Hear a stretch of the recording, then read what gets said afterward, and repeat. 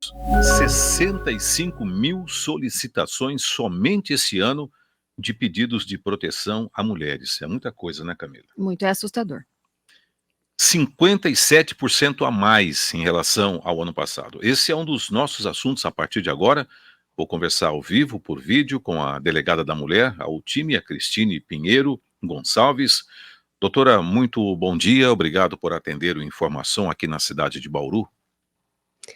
Bom dia, Marcos, tudo bem? Tudo bem, doutora? Vamos começar falando desse assunto, que é um assunto bastante delicado, né? Tem muitas mulheres nos acompanhando nesse momento. O último dia 10 foi o Dia Nacional de Luta contra a Violência da Mulher. Essa data, doutora, ela, na verdade, ela deve ser lembrada todos os dias, né? Sim, é muito importante a gente se conscientizar que a luta, né, o combate da violência contra a mulher, é aquela luta que a gente faz de pouquinho a pouquinho, pouquinho por dia, conscientizando a população, conscientizando cada vez mais as nossas crianças, os nossos jovens, e ela é incessante. Mas é muito importante a gente ter uma data representativa para a gente poder unir todos os nossos esforços, né, trazer toda a atenção e mostrar que é uma causa que a gente precisa trabalhar muito aqui no Brasil, a gente precisa se empenhar para poder trazer essa igualdade de gênero e mais respeito, né, para todas as mulheres, para todas as meninas, para, enfim, para todas as pessoas do gênero feminino aqui no Brasil. Doutora, eu falo, Camila, bom dia. Falo como mulher, a gente fica às vezes com medo de sair na rua, a gente fica com medo até de a roupa que a gente se veste, então a gente precisa se conscientizar sobre isso, falar sobre esse assunto, né?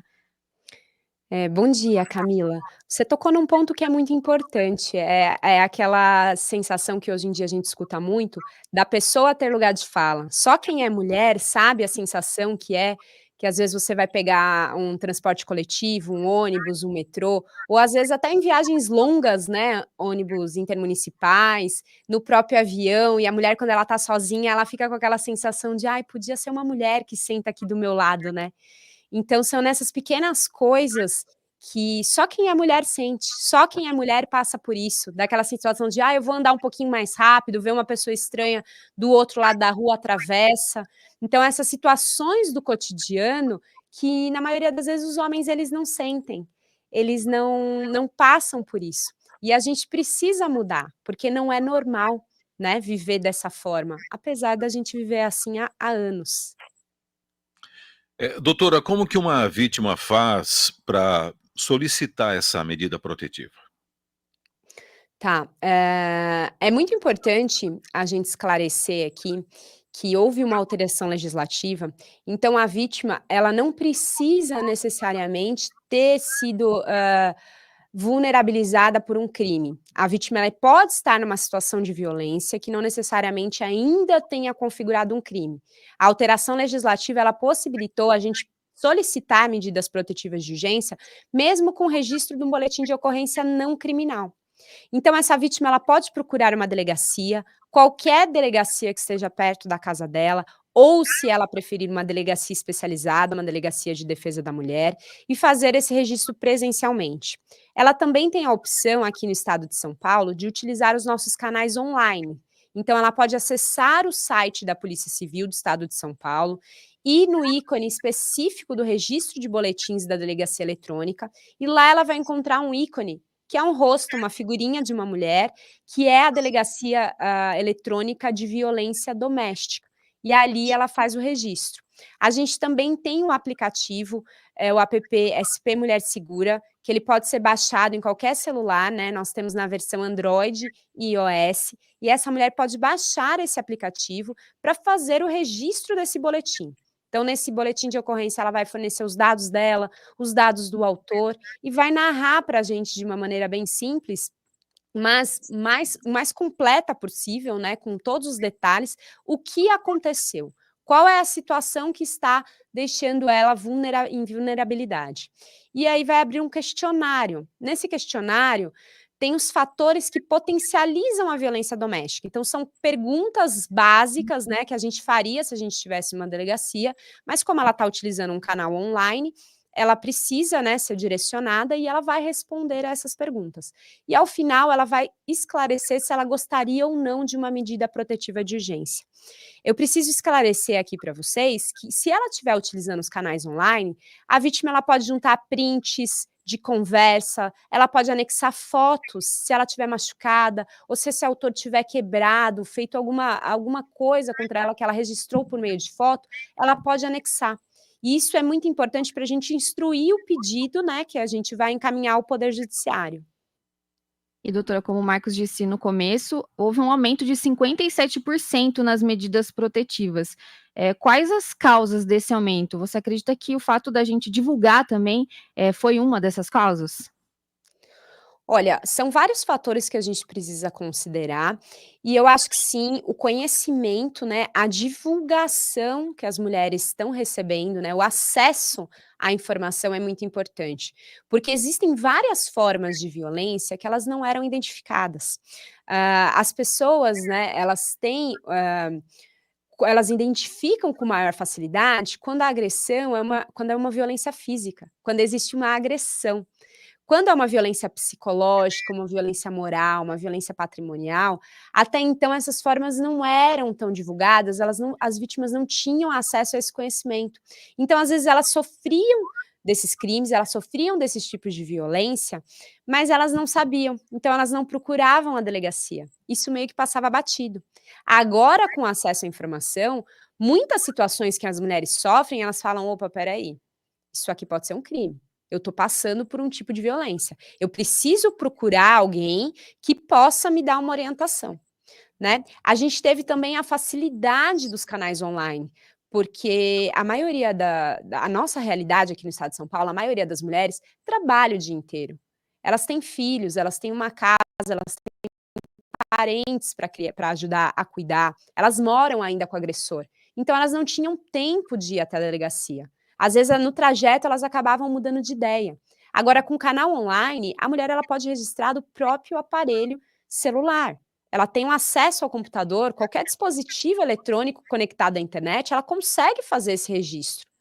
Então, eu acho que essas ferramentas, juntadas com a ampla divulgação, elas fizeram com que casos que não eram trazidos ao nosso conhecimento, né, as chamadas cifras negras, né, as cifras ocultas, elas passaram a vir à tona, e elas começaram a ficar evidenciadas. Então a gente teve esse grande aumento por conta disso. O ouvinte pode fazer uma pergunta pelo nosso WhatsApp 14 99199 3949, repetindo 99199 3949, ou pelas redes sociais, pelo Facebook, pelo YouTube, que nós estamos ao vivo nessas duas redes aí. Bom, doutora, é importante deixar muito claro que a mulher, ela precisa proteger a integridade física, psicológica, moral, sexual, patrimonial, correto? Sim, sim. A medida protetiva, ela serve para assegurar isso, né, a gente costuma falar que a medida protetiva, ela salva vidas, porque a mulher, às vezes, ela está numa situação de vulnerabilidade que ela está correndo risco. Para que serve essa medida protetiva? Para a gente colocar num primeiro momento essa mulher em situação de segurança. E aí, num segundo momento, a gente parte pra investigação. Então vamos tirá-la desse momento de risco, para a gente poder assegurar a integridade física, psicológica, moral, sexual, patrimonial, porque a gente sabe que quando a mulher está inserida no ciclo da violência doméstica, se ele não for interrompido, ele pode começar a escalonar. Então, às vezes, começa com um comportamento bem simples, mas ele pode terminar num feminicídio se a gente não intervir. Então é muito importante a gente colocar essa mulher, num primeiro momento, nessa situação de segurança, e aí sim, existem alguns crimes, né, que a lei a gente tem que investigar automaticamente. O que significa isso? A mulher não precisa falar que ela quer que seja investigado, e outros que nós precisamos da autorização dela. A grande maioria a gente investiga automaticamente. Então esse é o segundo passo, iniciar a investigação, porque não é somente a medida protetiva. A gente precisa ter um processo, né, vai virar o nosso inquérito policial, ele vira um processo para esse autor, ele responder, né, perante a nossa justiça, pelo nosso direito penal, segundo os atos que ele fez. E doutora, a gente até divulgou ontem que foi sancionada uma lei que aumenta a pena de prisão para quem cometer o feminicídio e também a punição para o descumprimento de medida protetiva. Eu queria que você fizesse uma avaliação sobre essa lei. Olha, não só isso, né, nós tivemos também o crime de ameaça, que ele agora é de ação pública incondicionada quando ele for praticado no contexto da violência doméstica. O que que significa isso? O crime de ameaça antes era um dos crimes que a mulher tinha que falar: "Olha, eu gostaria que esse crime seja investigado", agora não mais. A mulher reportou uma ameaça, nós vamos investigá-lo automaticamente. E isso é muito importante, porque a maioria dos crimes que nós temos registrados, são crimes de ameaça. São crimes que às vezes eram considerados como de menor potencial ofensivo. E eles são os crimes que vão escalonar para o feminicídio. Nós tivemos um crime de injúria, que também teve o aumento da pena, e tudo isso é muito importante para quê? Para mostrar que o Estado não está tolerando nenhum tipo de violência contra a mulher. A pena, ela é o reflexo, do nosso sistema, do nosso, né, no nosso sistema processual. É o quê? Aquele agressor, ele praticou um crime, é como ele vai responder. E a pena, né, a gente fala no direito penal, ela tem várias funções. E uma das funções dela é a função expiatória. Significa o quê? Servir como exemplo. Então, se a gente tem uma pessoa devidamente punida, respondendo pelo crime que ela cometeu, isso também serve de exemplo para que os outros não cometam mais esse tipo de crime. Então eu avalio que essas mudanças, elas foram sim muito positivas no combate da violência doméstica contra a mulher. Doutor Otime, tem casos em que a mulher muitas vezes se cala, né, ela se cala com medo de perder o casamento, perder a relação, mas a gente acaba descobrindo quando isso é é aberto para a sociedade, a gente inclusive acompanha nas redes sociais, conversas de ameaças pelo WhatsApp, onde o marido muitas vezes ameaça a esposa com algumas frases, né, e tem até áudios. Como é que a mulher faz nesse caso? Ela, por um lado, ela não quer perder o casamento, ela se submete a continuar vivendo dessa maneira. Tem muita gente, né, vivendo essa situação. Qual que é a orientação que a doutora passa para essas mulheres aí? Olha, Marcos, realmente essa é uma situação muito difícil para nós que trabalhamos com violência doméstica, porque os crimes que envolvem esse complexo da violência doméstica, o agressor ele está dentro de casa. Na maioria das vezes, como você relatou, a mulher ela não quer perder esse casamento. Então esse agressor é uma das pessoas que ela mais confia, é uma das pessoas que ela mais ama, né, se ainda não teve o rompimento, a figura do agressor, ela está presente na vida dessa mulher. E aí nós, né, da polícia judiciária, de toda a rede de apoio, elas veem como uma pessoa estranha. Tudo que nós falamos para ela: "Opa, espera aí, o meu marido, uma pessoa que eu amo, que está dentro da minha casa, que está há anos comigo, fala uma coisa, e aí vem uma pessoa que eu não conheço, uma delegada de polícia, me falar de outra forma?". Por que que acontece isso? Porque quando a gente fala de violência doméstica, a gente tem que entender que existe um ciclo da violência doméstica. E ele recebe esse nome de ciclo, porque as fases, elas se repetem enquanto não houve esse rompimento. Então, inicialmente, a gente tem essa fase da lua de mel, que é a fase do encantamento, enquanto a mulher, ela está convivendo bem com esse agressor. Segundo momento, começam a ter esses atos de violência e eles são escalonados. Então, quando a gente lida com a violência doméstica, a gente faz um atendimento em rede, que a gente fala, em rede de apoio, e ele é multidisciplinar. Então, não é só essa mulher procurar a delegacia de polícia. Essa mulher, ela vai ser encaminhada para ter apoio psicológico, para conversar com uma assistente social. Se ela foi agredida, a gente precisa encaminhá-la ao hospital, ao pronto-socorro, para que ela seja atendida. Por quê? Porque não adianta simplesmente você sentar aqui, conversar com a delegada, eu explicar tudo para ela, falar: "Pronto, essa mulher entendeu, ela vai vencer esse ciclo da violência". Em alguns casos não é isso que acontece. Essa mulher vai vir uma, vai vir 2, vai vir 3, vai vir aqui e vai falar: "Olha, doutora, agora está tudo bem com o meu casamento". E realmente, em alguns casos isso é possível, mas em outros não é mais. Então a gente tem que entender que esses comportamentos, eles vão acontecer. Então aquela situação que a gente escuta às vezes: "Ah, mas essa mulher já registrou 3, 4 boletins de ocorrência, aí ela pede uma medida protetiva e depois ela desiste". Isso é comum. Isso está inserido no ciclo da violência doméstica. O que a gente precisa ter é o quê? Uma rede forte para dar apoio para essa mulher e para fortalecê-la cada vez mais. As ONGs, elas têm um trabalho muito importante, porque elas trabalham com o fortalecimento dessa mulher, elas trabalham o empoderamento que a gente fala. Elas muitas vezes dão para essa mulher a condição dela ter um sustento, elas ensinam algum trabalho, alguma forma que ela pode constituir renda. E cada vez mais fortalecida, essa mulher vai conseguindo aos poucos romper esse ciclo. Por isso que não é uma causa pontual que eu vou lá e pronto, eu atuo nessa área só aqui, nesse ponto específico e consegui combater a violência contra a mulher. Não, é um trabalho muito difícil, de formiguinha, e que cada um tem que ir fazendo a sua parte, porque a gente tem que amarrar todas essas esferas. Então eu preciso trabalhar a parte policial, eu preciso trabalhar a parte psicológica, eu preciso dar um amparo financeiro para essa mulher, para ela ter essa segurança de sair de casa. Porque na maioria dos casos, as mulheres elas são dependentes econômica e financeiramente desse marido. Elas não saem de casa para não dar uma por causa dos filhos, para não ter que dar uma estrutura menor do que ela já tem, né, para esse filho. Então todos esses aspectos precisam sim ser considerados. E doutora, muitas vezes essa mulher não pede, né, essa medida protetiva por medo de ser pior. Aconteceu pior ainda com ela, né? Com medo do marido, essa pessoa dentro de casa agredir ainda mais. Existe esse medo também, né? Olha, existe esse medo, mas assim, nós temos vários tipos de medida protetiva e nós temos várias formas de ajudar essa mulher.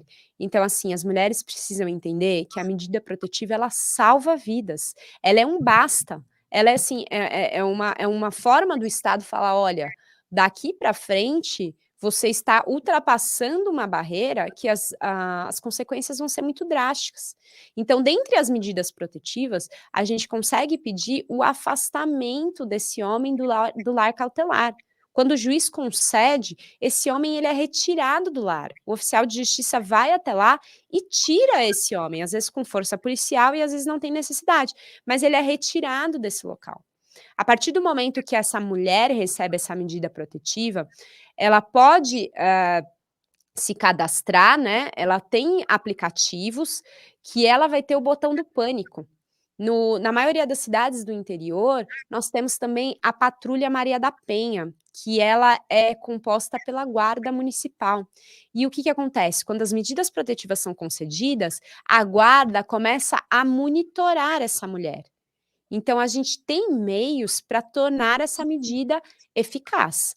A mulher, ela precisa sim, qualquer situação de perigo, qualquer situação de risco, comunicar à polícia militar, comunicar à polícia civil ou à guarda, né, se ela estiver nesse programa de proteção da Maria da Penha, para a gente poder intervir o mais rápido possível.